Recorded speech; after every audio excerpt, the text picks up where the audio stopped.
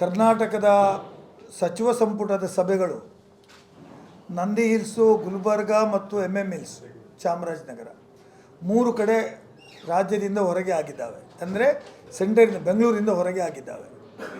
ಈಗ ಮತ್ತೆ ಇನ್ನೊಂದು ವಿಜಯಪುರದಲ್ಲಿ ಮಾಡಬೇಕಂತ ಹೇಳುವಂಥ ತೀರ್ಮಾನ ಆಗಿದೆ.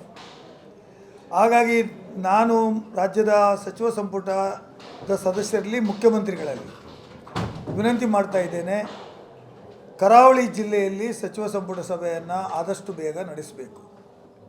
ಕರಾವಳಿಯಲ್ಲಿ ಸಚಿವ ಸಂಪುಟ ನಡೆದರೆ ಈ ಜಿಲ್ಲೆಯ ಈ ಜಿಲ್ಲೆಗಳ ನಾರ್ತ್ ಕೇಂದ್ರ, ಸೌತ್ ಕೇಂದ್ರ ಮತ್ತು ಉಡುಪಿ ಮೂರು ಜಿಲ್ಲೆಗಳು ಇನ್ಕ್ಲೂಡಿಂಗ್ ಕೊಡಗು ಜಿಲ್ಲೆಗಳ ಸಮಸ್ಯೆಗಳ ಬಗ್ಗೆ ಸರ್ಕಾರದ ಗಮನ ಸೆಳೆಯಲು ಸಾಧ್ಯ ಆಗ್ತದೆ.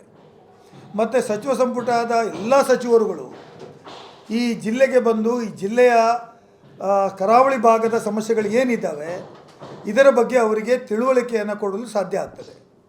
ಮತ್ತೊಂದು ಸಚಿವ ಸಂಪುಟ ನಡೆಯುತ್ತದೆ ಅಂದರೆ ಆ ಭಾಗದ ಕರಾವಳಿ ಭಾಗದ ಎಲ್ಲ ವಿಚಾರಗಳ ಬಗ್ಗೆ ಅವರು ತಿಳುವಳಿಕೆಯನ್ನು ತೆಗೆದುಕೊಂಡು ಈ ಭಾಗದಲ್ಲಿ ಇರುವಂಥ ಜನರ ಸಮಸ್ಯೆಗಳಿಗೆ ಮತ್ತು ಇಲ್ಲಿ ಆಗಬೇಕಾದ ಯೋಜನೆಗಳು ಮತ್ತು ಇಲ್ಲಿ ತೆಗೆದುಕೊಳ್ಳಬಹುದಾದ ಅಭಿವೃದ್ಧಿಗೆ ತೆಗೆದುಕೊಳ್ಳಬೇಕಾದ ಕ್ರಮಗಳ ಬಗ್ಗೆ ಅವರಿಗೆ ತಿಳಿದುಕೊಳ್ಳಲಿಕ್ಕೆ ಸಾಧ್ಯ ಆಗ್ತದೆ ಅಂತ ಹೇಳುವಂಥದ್ದು ನನ್ನ ಅಭಿಪ್ರಾಯ.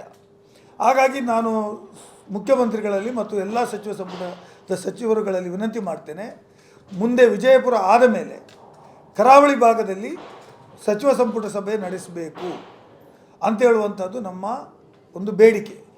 ಈ ಬೇಡಿಕೆ ಇಡಲಿಕ್ಕೆ ಅನೇಕ ಕಾರಣಗಳು ಇದ್ದಾವೆ. ನಮ್ಮ ಜಿಲ್ಲೆಯಲ್ಲಿ ಪ್ರವಾಸೋದ್ಯಮಕ್ಕೆ ನಾವು ಭಾಳಷ್ಟು ಒತ್ತು ಕೊಡಬೇಕು ಅಂತ ಹೇಳುವಂಥದ್ದು ರಾಜ್ಯ ಮಟ್ಟದಲ್ಲಿ ಅನೇಕ ಬಾರಿ ಚರ್ಚೆ ಆಗಿದ್ದಾವೆ. ರಾಜ್ಯ ಮಟ್ಟದಲ್ಲಿ ಈ ಬಗ್ಗೆ ಭಾಳಷ್ಟು ದೊಡ್ಡ ರೀತಿಯಲ್ಲಿ ಈ ಬಗ್ಗೆ ವಿಚಾರ ವಿನಿಮಯಗಳು ನಡೆದಿದ್ದಾವೆ. ಆದರೆ ಯಾವುದೇ ಒಂದು ನಿರ್ದಿಷ್ಟವಾದಂಥ ದೊಡ್ಡ ಯೋಜನೆ ಪ್ರವಾಸೋದ್ಯಮಕ್ಕೆ ಸಂಬಂಧಪಟ್ಟ ಹಾಗೆ ಇನ್ನೂ ಸರ್ಕಾರ ಘೋಷಣೆ ಮಾಡಿಲ್ಲ. ಈ ರಾಜ್ಯದಲ್ಲಿ ಇರುವಂಥ ಪ್ರವಾಸೋದ್ಯಮಕ್ಕೂ ಕರಾವಳಿ ಭಾಗದ ಮಂಗಳೂರಿನಿಂದ ಈ ತಲಪಾಡಿಯಿಂದ ಹಿಡಿದು ಕಾರವಾರವರೆಗೆ ಇರ್ತಕ್ಕಂಥ ಕೋಸ್ಟಲ್ ಬೆಲ್ಟಿಗೆ ಮತ್ತು ಮೀನುಗಾರಿಕೆಗೆ ಒಂದು ದೊಡ್ಡದಾದಂಥ ಸಂಬಂಧ ಇದೆ ಮತ್ತು ಇದು ಬೆಳವಣಿಗೆ ದೃಷ್ಟಿಯಲ್ಲಿ ಅಗತ್ಯ ಇದೆ. ಹಾಗಾಗಿ ಇದಕ್ಕೆ ನೀವು ಈ ಸಚಿವ ಸಂಪುಟ ಸಭೆ ನಡೆದರೆ ಪ್ರವಾಸೋದ್ಯಮಕ್ಕೆ ಹೆಚ್ಚು ಒತ್ತು ಕೊಡಲಿಕ್ಕೆ ಸಾಧ್ಯ ಆಗ್ತದೆ ಅಂತ ಹೇಳುವಂಥದ್ದು ನಮ್ಮ ಒಂದು ಬೇಡಿಕೆ ಇದೆ.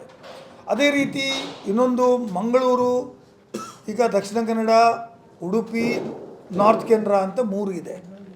ಹಿಂದೆ ಸೌತ್ ಕೇಂದ್ರ, ನಾರ್ತ್ ಕೇಂದ್ರ ಇತ್ತು. ಮಧ್ಯದಲ್ಲಿ ಒಂದು ಜಿಲ್ಲೆ ಉಡುಪಿ ಹೊಸತಾಗಿ 1997ನಲ್ಲಿ ಇದೊಂದು ಜಿಲ್ಲೆ ಆಯಿತು.